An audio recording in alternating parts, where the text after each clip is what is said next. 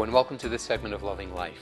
I'm Charlie Silva, board certified hypnotist and certified professional life coach.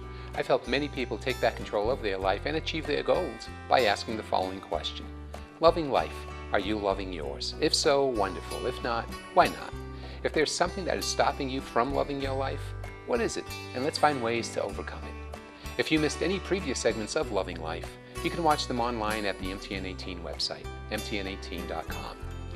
Now, I recently read an interesting blog regarding the healthcare industry posted by Dr. Deepak Chopra. As you know, Deepak Chopra is an Indian-American author, holistic health New Age guru, and alternative medicine practitioner. Deepak began a mainstream medical career in hospitals and universities in the northeastern United States, becoming chief of staff at the New England Memorial Hospital. In 1996, he and neurologist David Simon founded the Chopra Center for Well-Being, advertising it as having a holistic view of life. Deepak has written more than 50 books, and they've been translated into 35 languages. Now, the blog I read can be found at www.linkedin.com. In his blog, Deepak explains that he has been in the health industry for the last 45 years. When he was doing his residency and fellowship in various Boston hospitals, the main focus of his work was on sickness, and for the most part of this, it still is the case. As he describes, the health industry is essentially a sickness industry. The business of sickness is what hospitals, medical equipment makers, pharmaceutical companies, and physicians and surgeons thrive on. When he finished his training, he realized that focusing on sickness would never make for healthy citizens, businesses, communities, or nations. He therefore turned his attention to prevention of disease by making lifestyle changes that could not only prevent illness, but also even reverse it. He notes that in the last decade or so, mounting research has shown how lifestyle changes, including exercise, stress management, and diet, can prevent almost 90% of chronic illnesses in our society. For example, we now know that type 2 diabetes, cardiovascular illness in general, and many types of cancer are preventable. The Chopra Foundation has been collaborating with various academic institutions on how meditation, restful sleep, healthy diet, emotional and social well-being, exercise, breathing techniques, and healthy relationships can change disease-related gene expression, which in turn can dynamically change how we experience health or disease. New technologies and monitors are being developed and are currently available that can quantify exercise, sleep, and stress in our body. As one of the senior scientists at the Gallup organization said, we are already seeing correlations between all aspects of our well-being: personal, physical well-being, social well-being, community well-being, financial well-being, and career well-being. Now, Deepak goes on to explain that scientific algorithms are being developed for these correlations, and it's becoming clear that total well-being, which includes all of the aspects I just noted, correlates with the future of persons, communities, businesses, and nations. He maintains that crime rate, hospital admissions, social unrest, economic sustainability, traffic accidents, and even the quality of leadership in a society depend on the total well-being of the people in a society. And total well-being is the #1 trend in the world at the moment. He believes we desperately need a new model of the human body. He notes that compliance with the standard model of prevention, the standard model being moderate exercise, abstinence from alcohol and tobacco, a Mediterranean diet, and stress management, remains fitful and haphazard. He says that it isn't due to a lack of information, but rather due to a lack of motivation. A positive lifestyle requires that you comply day in and day out for decades if you want to receive the full benefit, which arrives fairly late in life.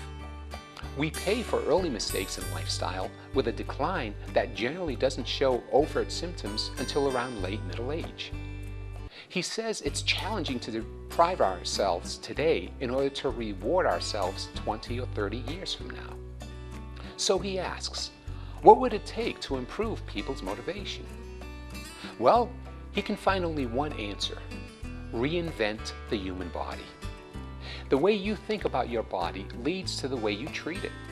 For people to shift their behavior towards self-care and heightened well-being, we don't need just compliance with standard prevention. There also has to be a drop in our addiction to medication and surgery as the main approaches of medicine. He believes that over the course of history, there have been a few different views about the body as a collection of nature's basic elements, the body as the temple of the soul, the body as an expression of the life force, and even the body as a machine. Depending on which model your culture accepted, you approached illness and wellness in different ways. For example, a healer might advise a patient to pray to God as opposed to taking a pill. Today, the body as machine model seems to prevail. Machines are repaired by mechanics who tinker with its defective parts, and that's basically what doctors do in their practice. But it's obvious that your body is not a machine. Your body is alive. It can heal itself. It's self-organizing and self-regulating. Exercise makes it stronger, whereas a machine, if used more often, begins to wear out. Yet the biggest flaw in the machine model, as Deepak sees it, is its rejection of the mind-body connection. When he was in medical school, no such connection was thought to exist. At most, doctors at that time were taught about psychosomatic disorders, with the clear implication that those disorders weren't real and were the result of a patient's imagination. He says that this situation hasn't changed much in today's medical school.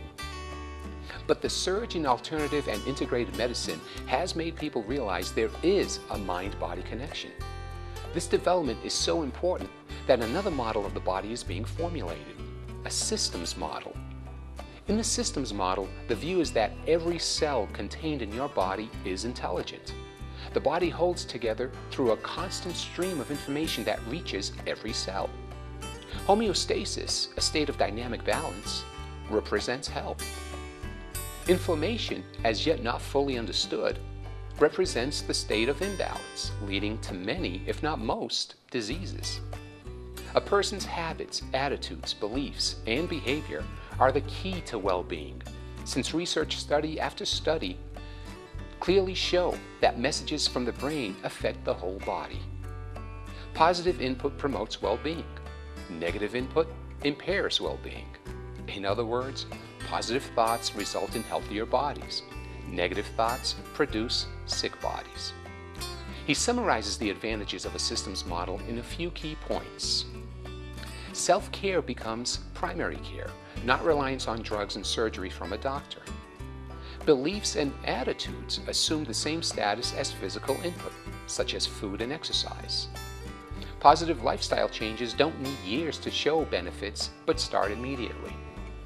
Most chronic disorders, including heart disease and probably the vast majority of cancers, become preventable through routine maintenance of the whole system.